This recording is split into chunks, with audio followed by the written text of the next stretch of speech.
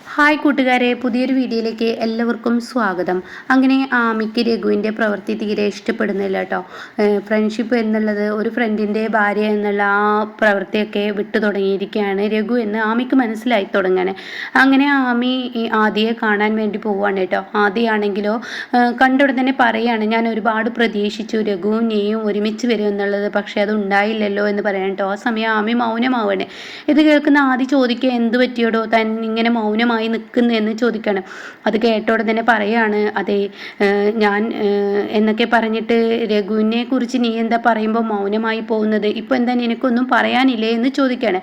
അത് കേട്ടോടെ തന്നെ ആമി പറയാണ്, ദേ ആദി എന്ന് പുറത്തു വരും, അതിനുള്ള ഏർപ്പാട് എന്താണെന്ന് ചെയ്യാനുള്ളത് എങ്ങനെ നോക്കുക, അതാണിപ്പോൾ വേണ്ടത്. രഘുവിനെ കുറിച്ച് കൂടുതലായി പറയേണ്ട. അത് കേട്ടോടുന്നില്ല. അതെന്താ നീ അങ്ങനെ പറയുന്നത്? അല്ല, ഞാൻ നമ്മുടെ കൂടെ പഠിച്ച ബെഞ്ചമിനെ ഓർമ്മയുണ്ടോ? ഓ, ബെഞ്ചമിനെ ഓർമ്മയുണ്ട്. ഇപ്പോൾ മോളുടെ ട്രീറ്റ്മെൻറ്റും കാര്യങ്ങൾക്കുള്ള സഹായം എല്ലാം ചെയ്യാൻ ഞാൻ ബെഞ്ചമിനോട് ആവശ്യപ്പെട്ടിരിക്കുകയാണ്. അത് കേട്ടോടുന്നില്ല. അതെന്താ നീ രഘുവിനെ ഒഴിവാക്കിയത്? അത് ആദി, മനുഷ്യന്മാരാരെയും വിശ്വസിക്കാൻ പറ്റില്ല. ആദി ഇല്ലാതെ ഞാനും കുഞ്ഞു ഇനി സേഫ് അല്ല.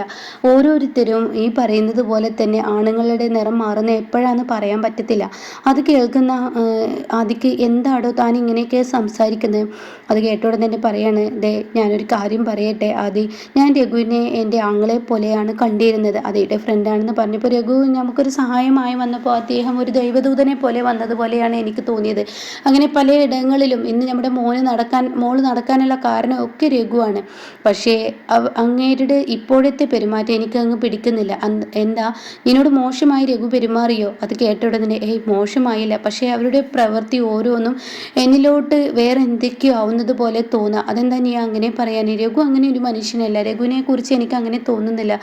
അതല്ല, രഘുവിൻ്റെ വീട്ടുകാരെല്ലാവരും ഞാനുമായുള്ള ബന്ധത്തെ തുടർന്ന് ഒരുപാട് പ്രശ്നങ്ങൾ ഉണ്ടാവുകയും പിന്നീട് അനന്തമാഷ് ഇടപെടുകയും അങ്ങനെ ഇപ്പോൾ ദാസങ്ങളും മറ്റുള്ളവരൊക്കെ കൂടിയാണ് എൻ്റെ കാര്യങ്ങൾ നോക്കുന്നത്. രഘു ഒരിക്കലും എൻ്റെ കാര്യത്തിൽ ഇടപെടാൻ വരാൻ പാടില്ല എന്നുള്ള ആ ഒരു ഇതൊക്കെ അവിടെ പറഞ്ഞിട്ടുണ്ട്. പിന്നെ അമ്പിളി എന്നല്ല, അമ്പിളി ചേച്ചി, രഘുവേട്ടൻ്റെ ഭാര്യ അമ്പിളി ചേച്ചി, അവരെ കുറ്റം പറയാനും പറ്റത്തില്ല. ഏതൊരു സ്ത്രീയോടും കൂടുതലായി തൻ്റെ ഭർത്താവ് പെരുമാറുന്നത് കണ്ടാൽ ഏതൊരു പെണ്ണും നാളെ ഞാനാണെങ്കിലും ഇങ്ങനെയൊക്കെ തന്നെ ആയിരിക്കും. അങ്ങനെയൊക്കെ ആയി എന്നോട് മിണ്ടാൻ പാടില്ല, എൻ്റെ അടുത്തോട്ട് വരാൻ പാടില്ല, എൻ്റെ കാര്യങ്ങൾ മറ്റുള്ളവർ നോക്കും എന്നൊക്കെ നിലപാടെടുക്കുമ്പോഴും രഘുവേട്ടൻ എന്താണെന്നറിയില്ല, ആ മനുഷ്യൻ പിന്നെയും ഇതിലോട്ട് വീണ്ടും വരികയാണ്. ആ മനുഷ്യൻ്റെ കുടുംബജീവിതം തകരുന്നു എന്നുള്ള ആ ഒരു തോന്നലൊന്നും അങ്ങേരില്ല. പക്ഷേ എന്തോ എനിക്കിപ്പോൾ അങ്ങേര് എൻ്റെ അടുത്തോട്ട് വരുമ്പോഴും എന്നെ വിളിക്കുമ്പോഴും എനിക്ക് എന്തൊക്കെയോ ബുദ്ധിമുട്ട് തോന്നുന്നു ആദി. ആ സമയം വീണ്ടും രഘു ആദി ഈ പറയുന്ന ആമിയുടെ ഫോണിലോട്ട് വിളിച്ചും കൊണ്ടിരിക്കുകയാണ് കേട്ടോ. ആമി ഈ പറയുന്ന ആദിയുടെ അടുത്ത് നിൽക്കുമ്പോഴാണ് രഘുവിൻ്റെ ഫോൺ കോൾ വീണ്ടും വരുന്നത്. അത് കണ്ട ഉടനെ തന്നെ ആമി കട്ട് ചെയ്യാണ്. ആ സമയം അത് ചോദിക്കുകയാണ്, അത് ആരാണ്? അത് അങ്ങേര് തന്നെയാണ് വിളിക്കുന്നത്, രഘുവേട്ടനാണ് വിളിക്കുന്നത്. അതെന്താ നീ ഫോൺ എടുക്കാത്തത്? അദ്ദേഹത്തിൻ്റെ കുടുംബജീവിതം തകർന്നിട്ടും അദ്ദേഹം എന്നിലോട്ട് അടുക്കാനാണ് ശ്രമിക്കുന്നത്.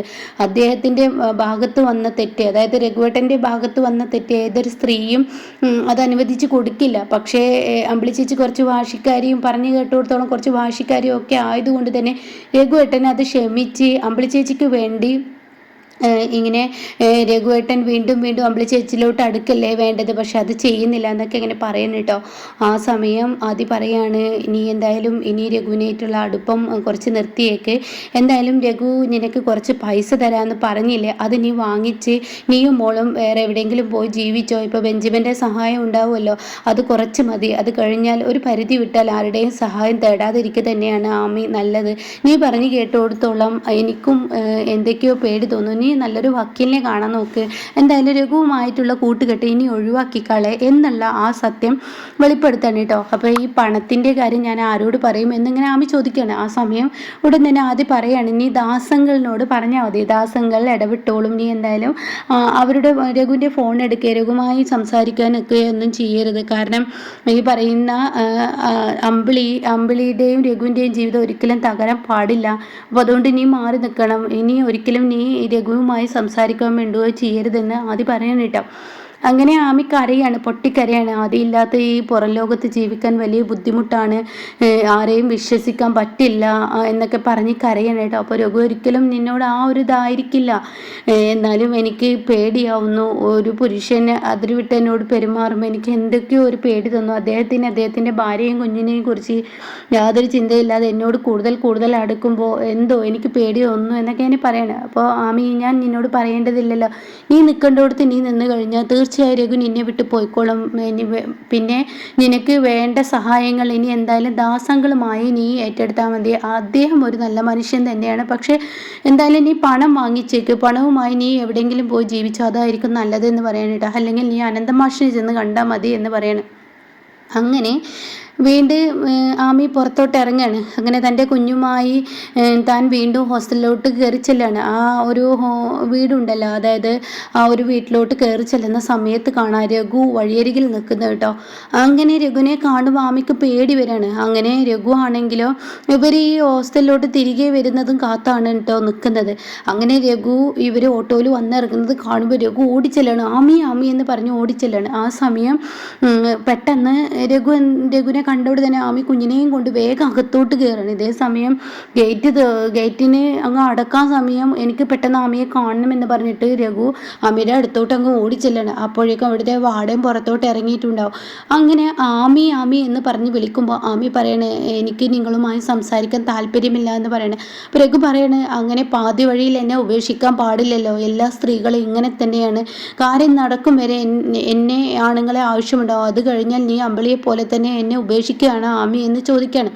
അപ്പോൾ അത് കേൾക്കുമ്പോൾ ഉടൻ തന്നെ വാർഡൻ അത് ഇഷ്ടപ്പെടുന്നില്ല. വാർഡൻ പറയാണ്, രഘു നീ കൊണ്ട് അന്ന് ആക്കിയ ആൾ തന്നെയാണ്, പക്ഷേ നിന്റെ ഉത്തരവാദിത്തം ഇവിടെ നിന്ന് തീർന്നു എന്ന് അന്ന് ദാസങ്ങൾ പറഞ്ഞതാണ്, പിന്നെ നീ എന്തിനാ അങ്ങോട്ടേക്ക് കയറി വന്ന്, ഇതൊരിക്കൽ അനുവദിച്ച് തരാൻ എനിക്ക് ബുദ്ധിമുട്ടാണ്, ഇവരുടെ താമസം പോലും ഞാനിവിടെ ഇല്ലാതാക്കുമെന്ന് പറയട്ടോ. അത് കേട്ടോടെ തന്നെ ആമിക്ക് അങ്ങ് ദേഷ്യം പിടിക്കുകയാണ്.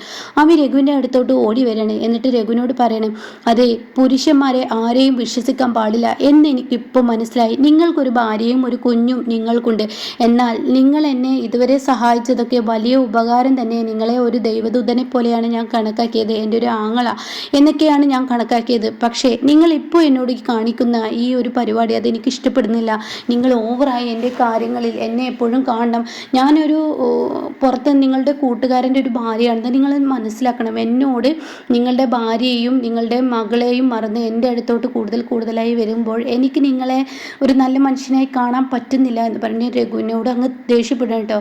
അപ്പോൾ രഘു ആകെ ഒന്നുമില്ലാതെ പോവാണ്. എന്നിട്ട് പറയണേ, നിങ്ങളൊരു കാര്യം ചിന്തിക്കണം, എന്നേക്കാൾ കൂടുതൽ നിങ്ങൾക്ക് വേണ്ടി മരിച്ച ഒരു ആളാണ് നിങ്ങളുടെ ഭാര്യ അമ്പിളി.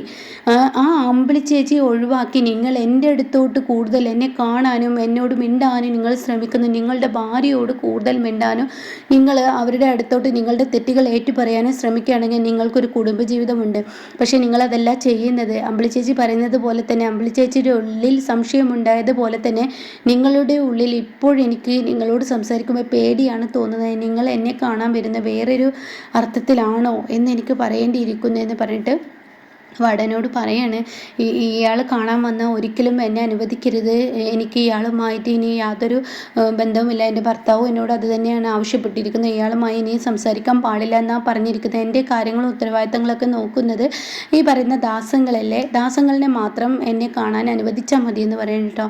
അങ്ങനെ രഘുവിനെ ആമി ആട്ടി ഇറക്കുകയാണ്. ആണുങ്ങളെ ഒരൊറ്റൊന്നിനെയും വിശ്വസിക്കാൻ പാടില്ലായിരുന്നു, എൻ്റെ വീട്ടിൽ നിന്ന് ഞാൻ ഇറങ്ങിപ്പോവാനുള്ള കാരണം എന്തെന്ന് രഘുവേട്ടനെ മനസ്സിലാക്കണമായിരുന്നു, അതേ കാരണത്താൽ ഇനി ഞാൻ ഈ വീട്ടിൽ നിന്നും ഇറങ്ങിപ്പോവാൻ എൻ്റെ വെയ്യാത്ത കുഞ്ഞിനെയും വെച്ച് ഞാൻ എങ്ങോട്ടെങ്കിലും ഇറങ്ങിപ്പോവുകയല്ലേ ഉണ്ടാവുക, ഞാൻ എവിടെയെങ്കിലും പോയി മരിക്കുകയായിരിക്കും ഇനി ഉണ്ടാവുക എന്ന് പറയാൻ കേട്ടോ. ഇനി എന്നെ കാണാനോ എൻ്റെ മോള് എൻ്റെ ഫോണിലോട്ട് വിളിക്കുകയോ നിങ്ങൾ ചെയ്താൽ എൻ്റെ മരണമായിരിക്കും ഉണ്ടാവുക എന്ന് പറഞ്ഞു ആമി അങ്ങ് ഭീഷണിപ്പെടുത്തുമ്പോൾ രഘു ആകെ ഒന്നുമല്ലാതായി പോവാണ് കേട്ടോ. അങ്ങനെ രഘുവിന് ആമിയിൽ നിന്ന് തന്നെ തിരിച്ചടി കിട്ടുകയാണ്.